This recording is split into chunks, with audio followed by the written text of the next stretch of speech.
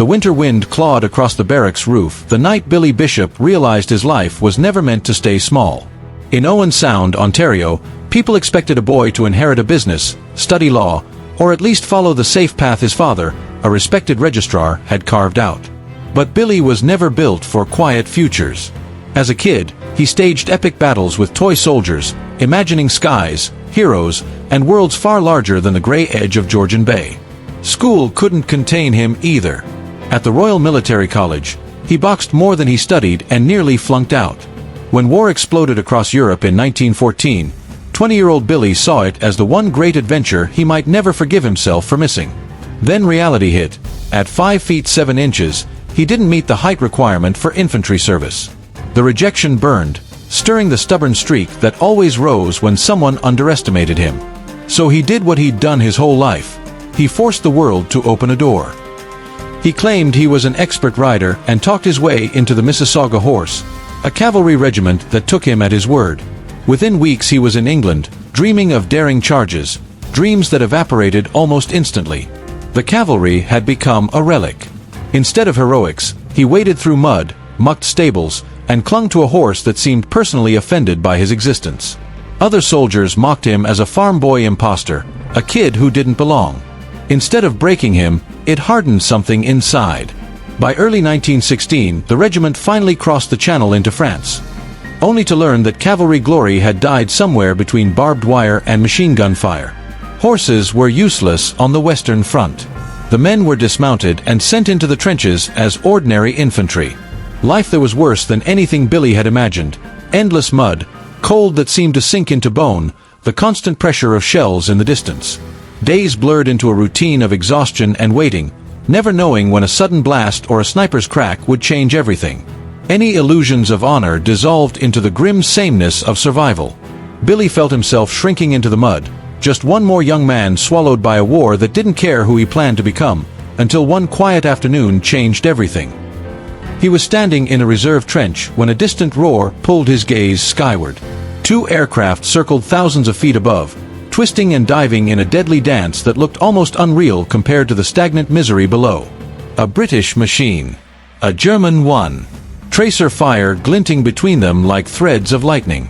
The fight lasted barely 2 minutes before the German plane slipped east and vanished. But Billy felt something ignite. Up there, the war wasn't faceless. Up there, a man wasn't lost in mud and numbers. Up there, he realized, he could matter. The sight of that dogfight still burned in Bishop's mind when he learned more about the men who flew above the trenches. They weren't trapped in mud or waiting helplessly for shells. They slept in dry billets behind the lines, ate real meals, and fought battles where skill and nerve actually mattered. Compared to the misery of the trenches, it felt like another world entirely, a world ruled by knights of the air instead of exhausted infantrymen. So, with the same stubborn boldness that had gotten him into the cavalry, Bishop applied to the Royal Flying Corps in March 1916. He exaggerated his abilities, minimized his inexperience, and prayed nobody would notice he'd never even touched an airplane. But the RFC was desperate. Somme casualties were brutal, and in desperation, standards bend. Bishop was accepted. By May, he was standing on the field at Ypavon, staring at a fragile arrangement of canvas and wire that someone claimed could fly. His first instructor looked at him the way a man studies a disaster he's about to survive. Bishop's early flights were exactly that, disasters. He came in too high, too low, drifted sideways, overcorrected wildly, and once spun a plane in a full circle on landing, snapping its undercarriage clean off. Miraculously, Bishop always walked away unharmed. His instructors, however, were losing years of their lives watching him try to stay airborne. The crashes piled up, bent propellers, torn fabric, collapsed wheels. Other students began avoiding him in the sky, convinced that proximity alone increased their odds of destruction. Yet he refused to quit. Hour after hour, he practiced. Day after day, he forced the aircraft to make sense. Slowly, almost painfully, he improved.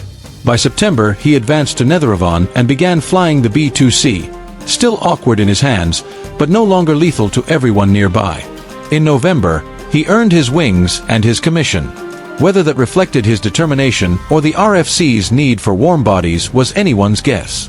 In January 1917, Bishop reported to No. 60 Squadron in France, tasked with flying B-2C reconnaissance missions, straight, predictable, dangerously slow flights over enemy lines. German fighters targeted them relentlessly. Bishop watched crews shot down, saw black bursts of anti-aircraft fire creeping closer, and understood the ugly truth. Reconnaissance planes survived by luck, not skill. But the posting gave him something vital: an education. Every day he studied German tactics. How they hunted, how they used the sun, how they broke away. The best didn't wait to react. They attacked first. That idea rooted itself deep in him. By March, he was transferred to the squadron's fighter flight and took command of a Nieuport 17, a fast, agile machine that felt like it had been built for him. His first patrol on March 17th proved he had no fear of combat. His first confirmed victory came 8 days later, when he dove head-on at an Albatros attacking a British recon plane. Instead of maneuvering politely for position, Bishop drove straight in, held his fire until he was nearly on top of the German, and shredded the aircraft with a close-range burst. It spiraled away, trailing smoke. Bishop didn't even watch it crash. He was already scanning for the next threat. This became his signature. Get close. Closer than anyone dared. Fire only when a miss was impossible. By late May 1917, he had 12 victories. But the mission that would define him was still ahead, an idea so reckless that his commanding officer refused it at first. At dawn on June 2nd, Bishop proposed flying alone, deep into enemy territory, to attack a German aerodrome before their pilots could even take off. It violated every rule of formation flying, every principle of survival. Enemy bases were guarded by guns, machine gun posts, and squadrons that would swarm an intruder instantly. Bishop, as always, argued anyway, and with the same unshakable determination that had carried him from the mud of France to the sky. He pushed for permission, which is exactly where Bishop's next idea picked up. If hunting alone worked in the air, why not on the ground? He argued that a dawn attack would catch the Germans half awake, scrambling for cover before they could react. The shock of a single fighter appearing out of nowhere would be its own protection. Nobody attacked an airfield alone, precisely why it could work. Major Scott finally gave in, half convinced by Bishop's logic, half curious whether the Canadians' nerve would hold. At 3:57 a.m. on June 2nd, Bishop lifted off into the gray pre-dawn light. The air was still, visibility perfect, the rising sun turning the horizon silver. For 20 minutes he flew low, navigating by landmarks he had memorized from photographs, until the German aerodrome at Esturmal came into view. 7 machines sat lined up outside their hangars. Bishop didn't hesitate. He pushed the nose down and dove straight into the field. His first burst shredded fabric and splintered wood, sending ground crews running in every direction. As he climbed, machine gun fire erupted from the perimeter. He banked sharply and came around again. On his second pass, one German aircraft began rolling for takeoff. Bishop aimed directly at it and fired until the engine or pilot failed. The machine veered sideways and collapsed onto the grass. But the real danger was rising behind him. 2 German fighters managed to get airborne and were climbing fast. Alone, low on ammunition, and with every gun on the field firing upward, Bishop should have run. He didn't. He dove at the first enemy fighter, fired a short burst, and watched it drop back toward the airfield. The second latched onto his tail, forcing a desperate turning fight at barely 1,000 feet. Too low for errors, too low for escape if hit. Bishop managed to slip behind it, fired everything left in his drum, and saw the German machine fall away. Only then, out of ammunition and nearly out of fuel, did he turn for home, skimming 50 feet above the ground to avoid detection. 45 minutes after takeoff, he landed at Files Camp Farm. His Nieuport was riddled with holes. His hands shook so badly he struggled to shut down the engine. He claimed 4 destroyed, 1 on the ground, 3 in the air, in a raid that had lasted barely 15 minutes. His squadron stared at the battered aircraft in stunned disbelief. Solo airfield attacks simply weren't done, and there were no witnesses to confirm his story. Still, Major Scott filed the claim, trusting Bishop's record and the damage on the Nieuport as evidence. The Esturmal raid became the core of Bishop's Victoria Cross citation that August. But the medal only marked something deeper. He had found a method perfectly suited to him. Between March and August, his score rocketed from 1 victory to 72, making him the RFC's leading ace. He flew constantly, sometimes 3 or 4 patrols a day, attacking with the same pattern. Fly alone or in pairs, use the sun, get close, fire short bursts, break away fast. Other aces relied on brilliant flying or intricate maneuvers. Bishop relied on aggression and marksmanship. He wasn't the most graceful pilot, but he was relentless, and his close-range shooting was devastating. By mid-summer, German units were hunting him deliberately. Intelligence reports identified a lone Nieuport with distinctive markings flown by a Canadian who attacked with reckless speed. Jagged Staffel bulk made bringing him down a priority. Several times he was jumped by coordinated groups of 5 or 6 aircraft. On August 5th, 6 Albatros fighters cornered him near Polygon Wood. He escaped by diving into cloud cover at full power, his Nieuport shaking apart around him. The aircraft was so damaged it was written off on landing. Yet he kept flying, and the kills kept rising. 12 in April, 25 in May, 22 in June. The numbers blurred. The sky became a battleground he navigated by instinct, anticipating German patrol lines with a hunter's intuition. But the strain was mounting.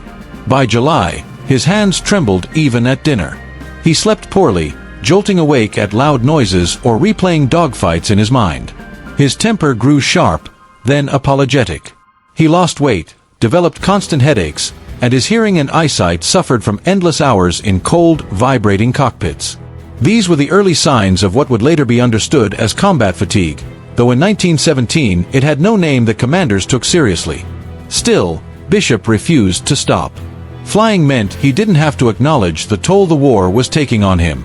If he kept moving, kept hunting, he didn't have to face the shaking hands or the exhaustion that never lifted. He flew through July and into August with the same punishing pace, until his superiors intervened. On August 19, 1917, after one last patrol, orders arrived sending him back to England for a rest posting. A polite phrase hiding a harsh truth. They knew he was near breaking, and if he stayed in combat any longer, he likely wouldn't survive. Bishop flew one final patrol before leaving the front. Over Lens he brought down 2 more German machines, raising his official total to 72. When he landed, he knew it was over. His superiors were sending him home, and he wouldn't be allowed back into combat. The relief was tangled with guilt. His squadron would continue fighting while he, worn out and barely 23, was being pulled to safety. 6 months of constant action had left him physically exhausted and mentally frayed in ways he barely understood. Honors followed quickly: the Victoria Cross, a Distinguished Service Order with bar, and a Military Cross. Overnight, he became a symbol of Canadian courage throughout the Empire. It was a remarkable ascent for a farm boy from Owen Sound, once ridiculed for his height and awkwardness. But almost as soon as he became a hero, questions began to surface. Quietly at first, louder decades later. Bishop's 72 victories made him the highest-scoring Allied pilot in British service, yet many were claimed on lone missions deep in German territory, where no witnesses could confirm his reports. The RFC's system relied heavily on pilot testimony, especially during heavy fighting. A trusted pilot giving a detailed account was usually enough. Bishop's claims always fit that pattern: tactically specific, supported by damage to his aircraft, and consistent with his reputation for aggressive flying. Reasonable, however, wasn't the same as proven. Even during the war, some officers wondered how so many victories could occur unseen. The Dawn raid on Esturmal drew the most scrutiny. Bishop reported destroying 4 aircraft and escaping under heavy fire, an extraordinary feat. German records from that period are incomplete, making confirmation impossible. Critics argued the absence of German documentation suggested the raid was exaggerated or fictional. Defenders countered that German record-keeping was inconsistent, and whatever happened that morning, Bishop clearly engaged someone. The Nieuport came home riddled with bullets. When historians later compared RFC claims with German loss records, they found routine overclaiming across every squadron. Allied pilots collectively reported roughly triple the German losses actually recorded, not out of deceit but because chaotic air battles made accurate assessment nearly impossible. Against that backdrop, Bishop's claim rate wasn't uniquely inflated. It fell in line with other successful aces once typical overclaiming was factored in. The debate intensified in the 1980s when Canadian researchers re-examined his record. Some concluded that Bishop, under pressure to remain a national icon, may have exaggerated or even invented certain victories. A 1982 CBC documentary argued his Victoria Cross raid might never have occurred at all, sparking national controversy. Official inquiries later reached no firm conclusion. The most balanced view suggests Bishop was a naturally aggressive and highly skilled pilot who almost certainly overclaimed at times, just as most pilots did, and whose exact total can never be known. Regardless of the numbers, his impact was enormous. When he returned to Canada in late 1917, the country was grieving battlefield losses and torn by conscription debates. Bishop provided something rare, a unifying figure whose story inspired pride rather than argument. He toured the nation, spoke at rallies, and embodied the idea that Canadians could excel on the world stage. His background, ordinary, rural, unpolished, made that message even more powerful. His influence shaped aviation doctrine as well. Bishop's emphasis on aggressive, initiative-driven tactics, flying alone, striking by surprise, firing at close range, became part of Commonwealth fighter culture. Many Second World War aces, including George Bulling, credited Bishop with shaping their approach to combat. When war returned in 1939, Bishop rejoined the RCAF, this time as Director of Recruitment. His name alone drew thousands of young men to enlist. Between 1940 and 1945, the RCAF expanded from a small pre-war force to a major air arm, and Bishop's recruiting work played a meaningful role in that growth. Peace was harder than war. Like many veterans, he struggled with drinking, mood swings, and the challenge of building a civilian identity after surviving intense combat. He pursued business ventures, lectured widely, and lived with the lingering effects of wartime stress until his death in 1956 at 62. His legacy remains complex. Bishop was neither the flawless hero portrayed in wartime pamphlets nor the deliberate fraud suggested by his harshest critics. He was a gifted, daring, and imperfect man thrust into an environment that rewarded boldness and punished hesitation. He likely overstated some victories and misjudged others, but he also flew constantly, fought effectively, and survived when most did not. Whether he destroyed 72 aircraft or far fewer, his story still illustrates something essential. Courage, persistence, and the refusal to accept one's supposed limits can push ordinary people into extraordinary history. That, more than the exact number of victories, is why Billy Bishop is still remembered.